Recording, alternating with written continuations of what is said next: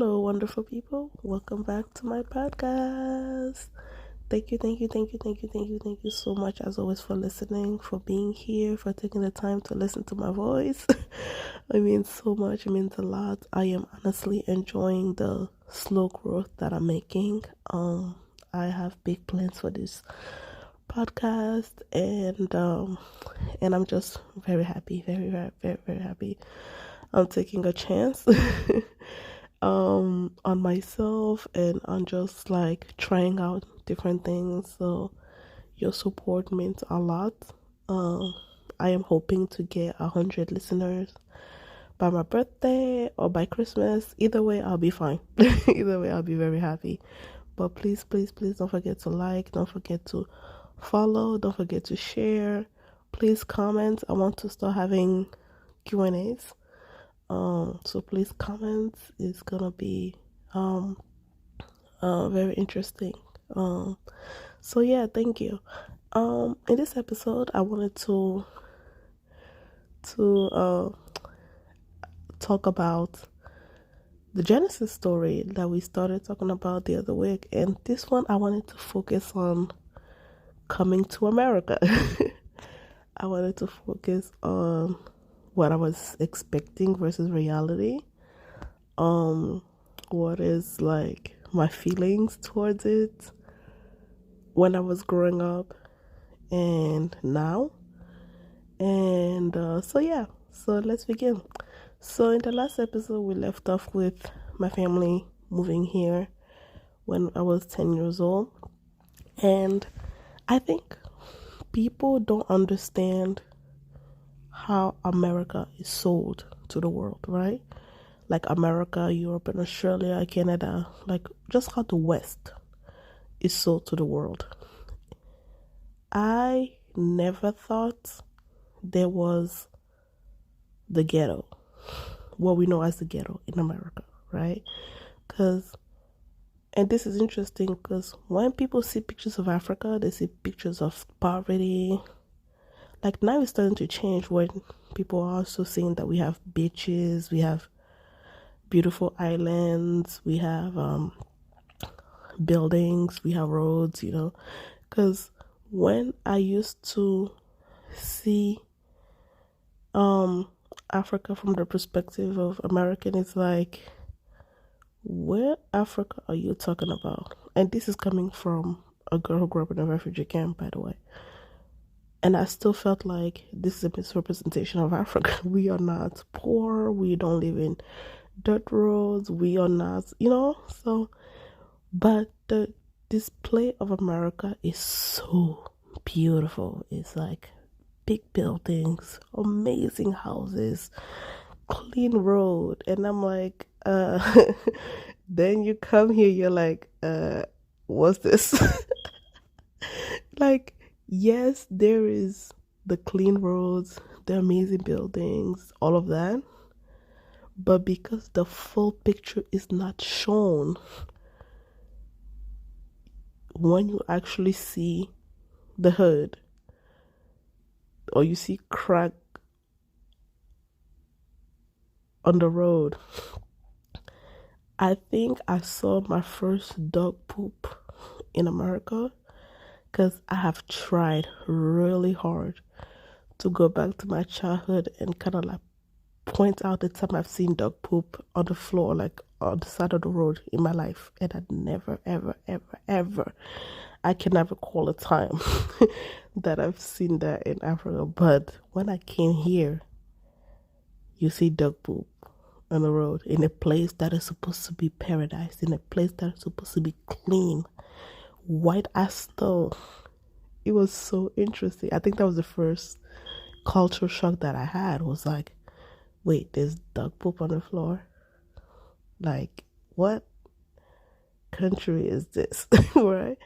So when we moved here, we lived in the south side of Providence.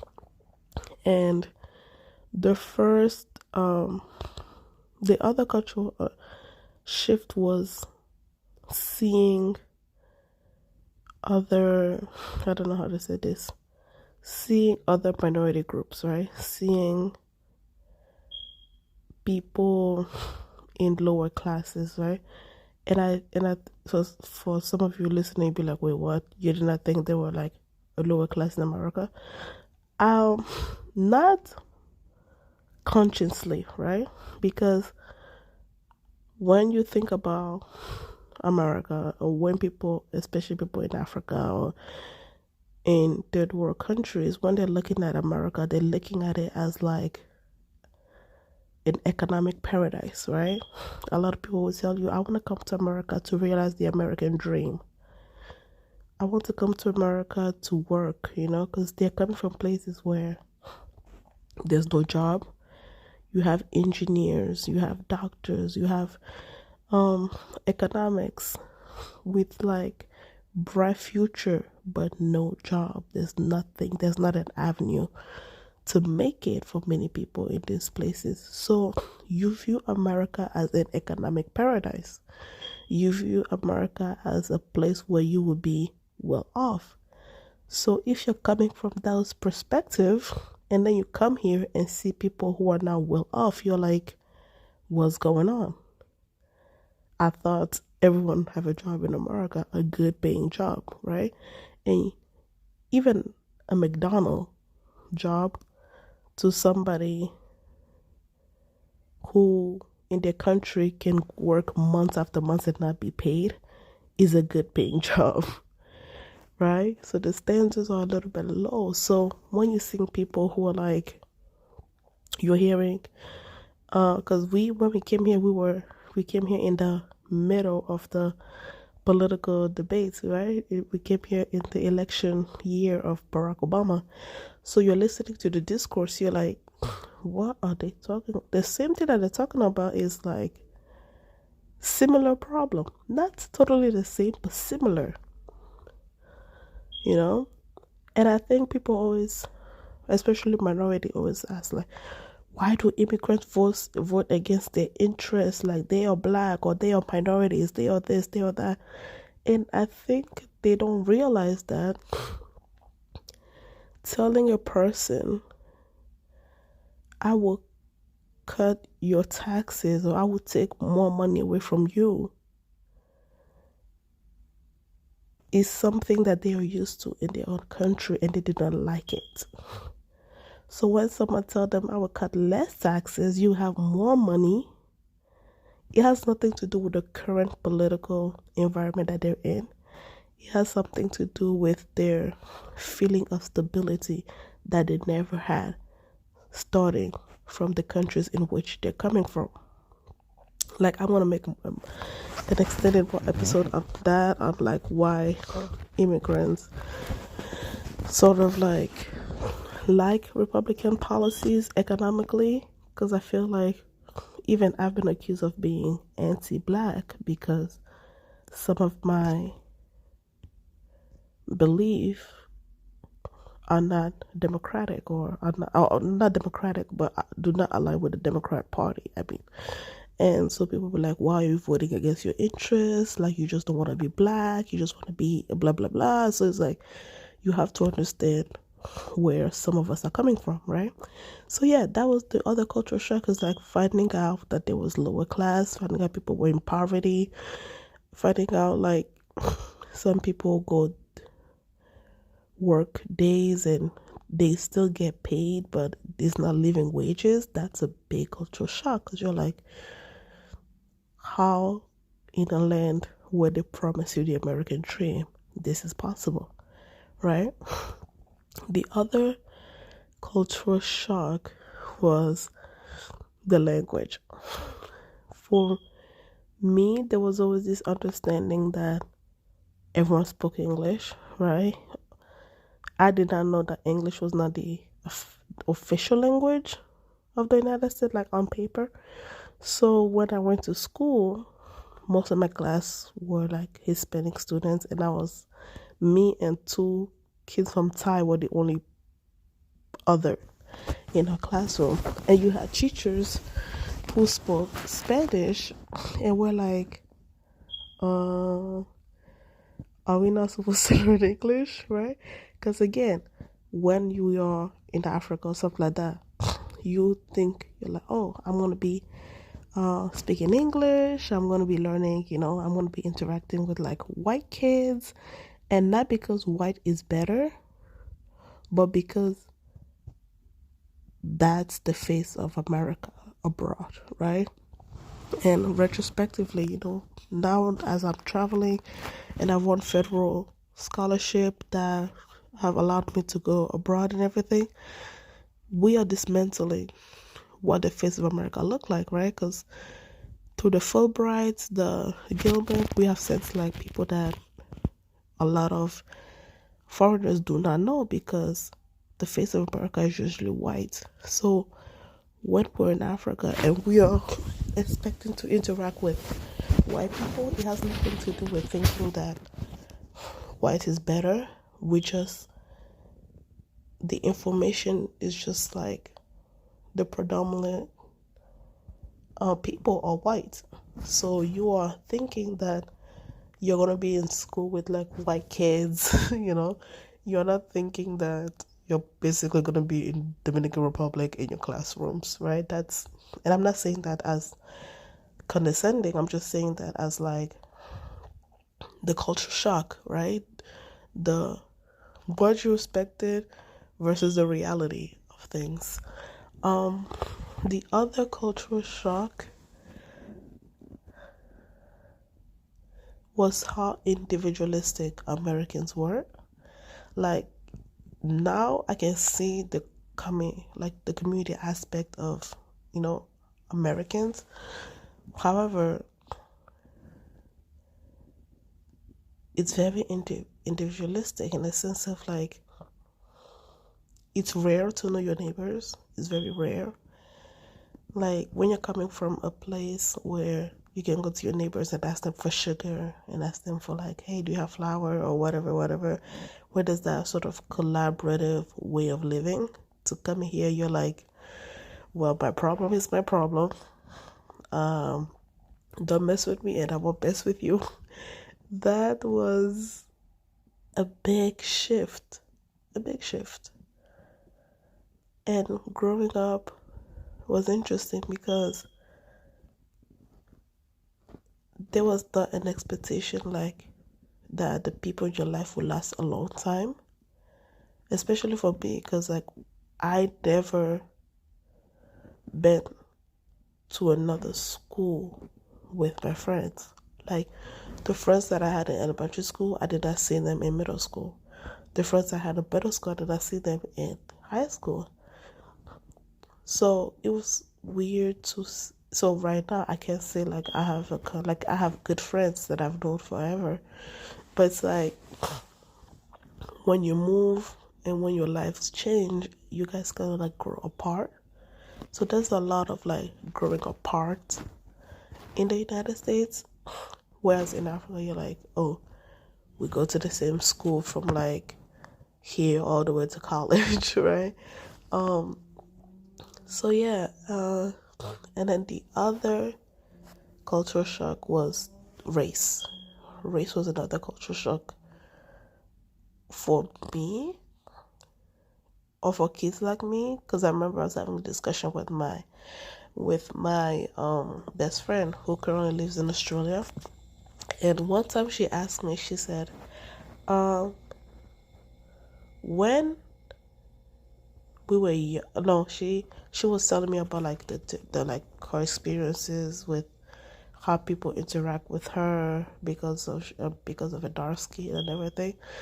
And I asked her, I'm like, when did you realize that we had a different skin tone? And she said, when I moved to Australia. And I'm like, yeah, same thing for me too. The emphasis of race, the emphasis of you're black or what blackness is or what blackness is supposed to be was very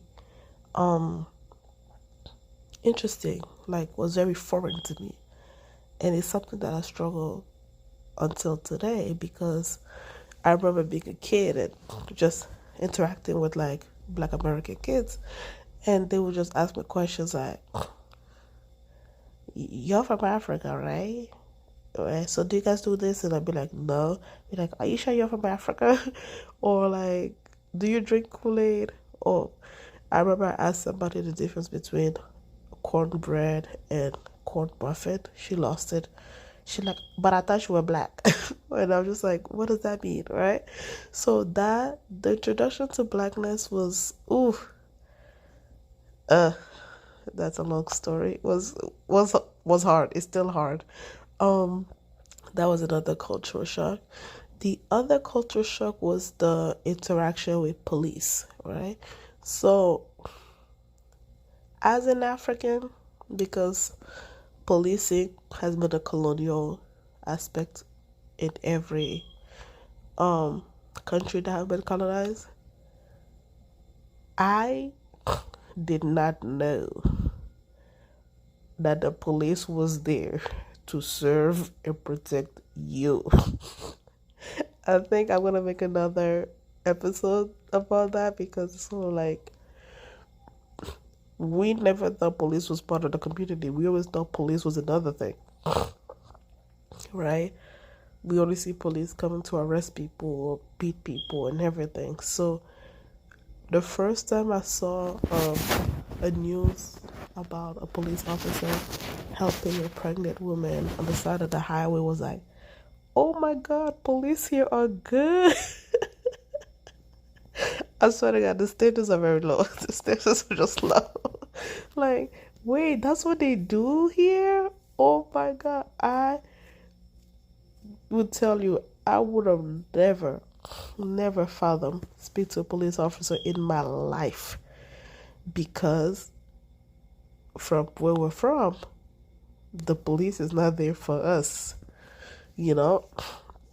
So even when I look at, and I think that's why it's hard to explain to immigrant parents, like the Gen Z or the millennial fights against police, because they're like, yeah, like the police has never been for the people, duh, you know? So that was another cultural shock for me. Um, I'm trying to think. Oh yeah, dating. Dating was another cultural shock. I don't know who your parents are, but like even when I got my boyfriend at 23, my mama was still mad about that.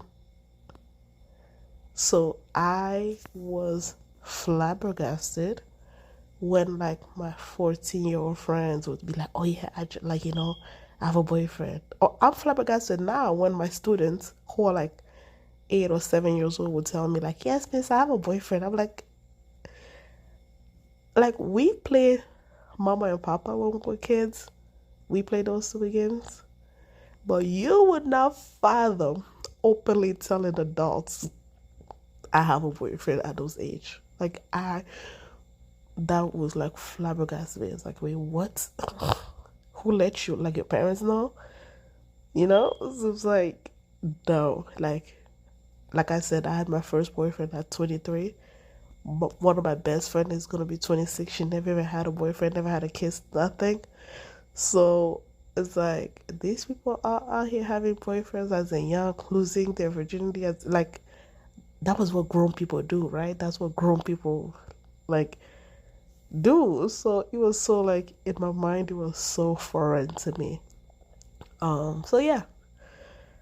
And people will ask me like, so what did you think of America? I thought of America as different.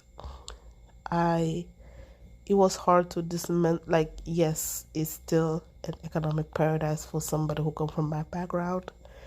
Um, but being here with the reality of the full picture has been like, so the best way I can explain it is with New York City, right? When we see New York City on TV, we are not realizing that we're only seeing Manhattan, right? The good parts of Manhattan. The first time I went to New York City, it was in the Bronx. My friend was like, oh, what in New York City? I'm like, oh, no, we're not. We are not. This is not the New York City that I seen on TV at all. So we're not in New York City. That was that's sort of the contrast of what you expected and what the reality was. And over time, you learn to kind of embrace it. And by embracing it in the States, you teach people to embrace the difference also in Africa. You'd be like, hey, you see how my expectation and my reality was different? That's the same thing, right? The same way you don't want me to paint America with one brush. Please don't paint Africa with one brush. Because first of all, Africa is a continent and it has like 56 countries in it. And countries have cities, countries have villages, towns, suburbs, good parts and bad parts, just like the United States, you know? So don't paint, not all of us live in huts, no. All of us live with lions. Like, child, I'm afraid of a dog. Imagine me with a lion. Like, no. So don't paint all of us with one brush. So, yeah. That's all, y'all. I have to actually hurry to get ready to go to work. Thank you so much for paying attention. Thank you for being here. I am so grateful. Thank you, thank you, thank you. Until next time. Bye.